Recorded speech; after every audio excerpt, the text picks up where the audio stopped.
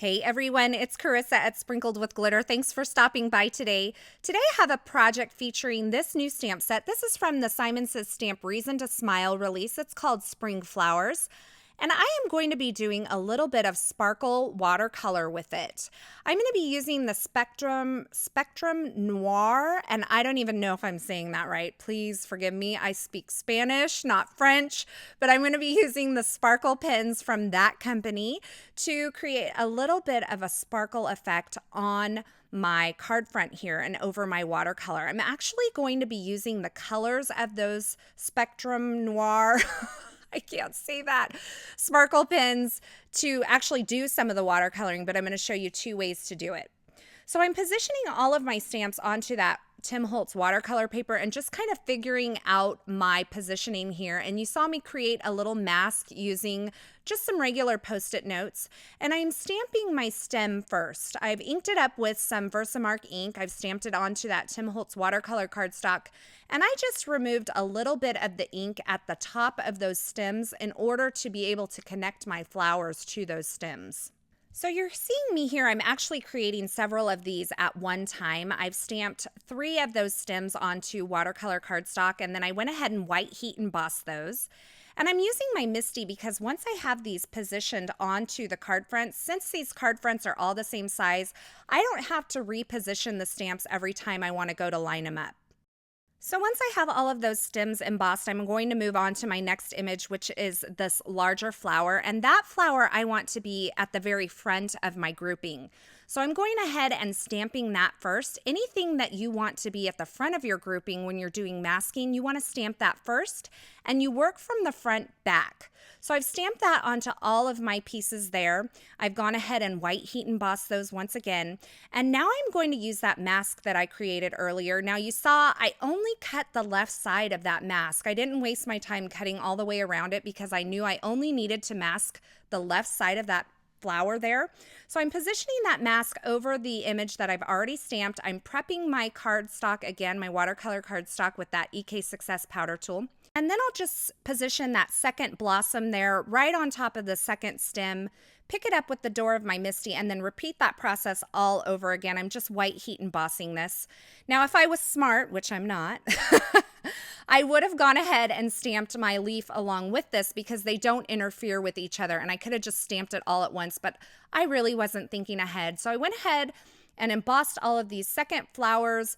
I went ahead and went back and stamped all the leaves on all of those stems. I didn't think you needed to see that. And now I'm going to do some watercoloring. Now I've sped this up so as not to completely bore you, but basically I'm just going to do a little bit of basic watercoloring. So I'm just mixing up some colors here. I'm adding a little bit of yellow with the green to create a limey green to paint my stems.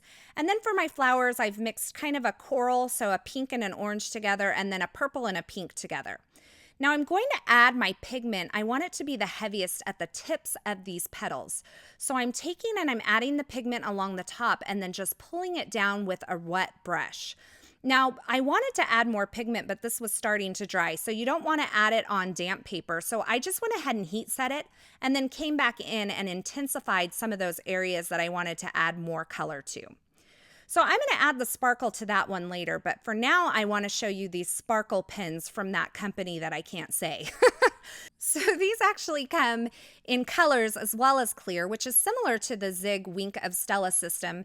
However, these you can actually watercolor with, and I will be doing a complete comparison on my blog next week, so be sure you're watching for that. So here I've started by adding the pink color along the base of all of those petals, and I'm blending it out with the clear sparkle pen here. Now you're going to see that you can actually blend these out with the clear, or you can blend it out with another color, which is what I'm going to be doing here in just a minute. So for the second flower, I'm adding kind of this peachy, corally pink color. And by the way, I will have all of the products listed in the description at YouTube as well as over at my blog.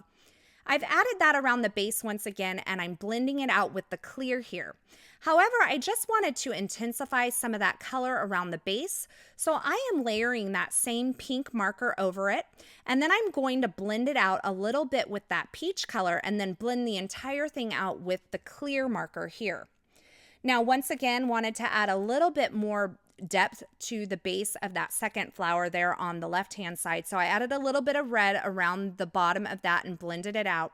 And now I'm using various tones of green to color in my leaves as well as my stems. And I blended those out with some of the lighter colors of green. I'm adding some darker here. And then I can blend the whole thing out with the clear. Now, very hard to show you the sparkle on these, but these are amazingly sparkly.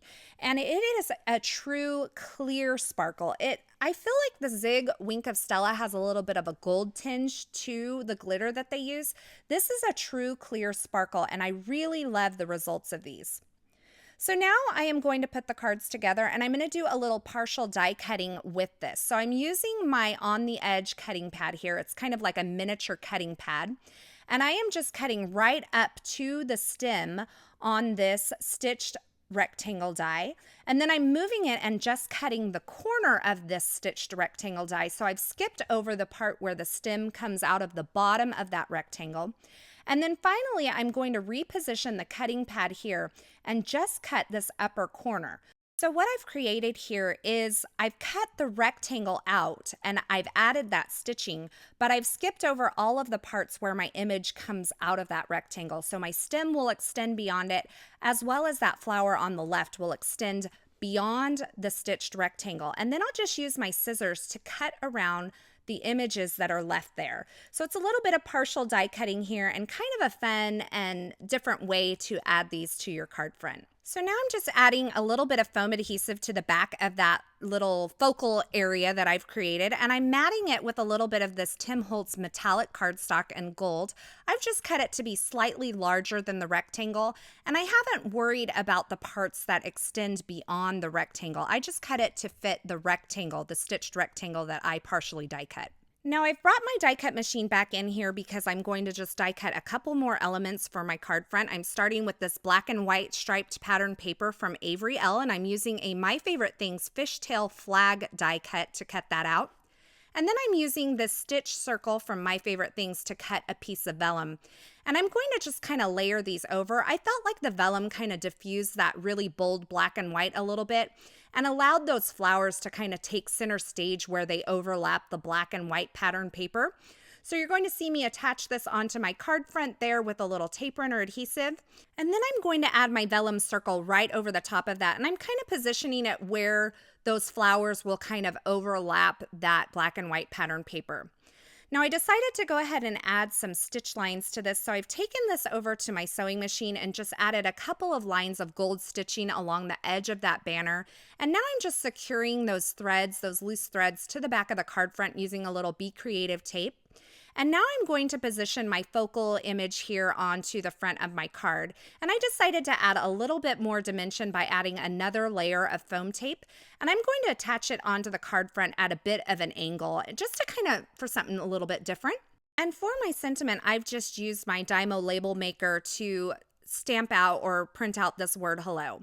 Now here's where I'm going to add the sparkle to the regular watercolor. I'm just taking that clear sparkle pen from that company that I cannot say and I am just layering it right over the top of those watercolored image. And that's just going to add a little bit of sparkle to those. Now I'm doing my best to show you the sparkle that these create because it really is beautiful, and I think next week in my review you'll be able to see it a little bit better.